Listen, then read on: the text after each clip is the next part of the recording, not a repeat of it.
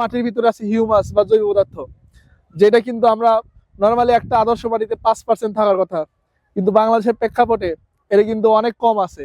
তো এই 5% করার জন্য যে আমরা জমিতে বিভিন্ন ধরনের জৈব সার, যেমন ভার্মি কম্পোস্ট, ট্রাইকো কম্পোস্ট সহ বিভিন্ন জৈব সার আমরা কিন্তু এখানে অ্যাড করতে বলতেছি।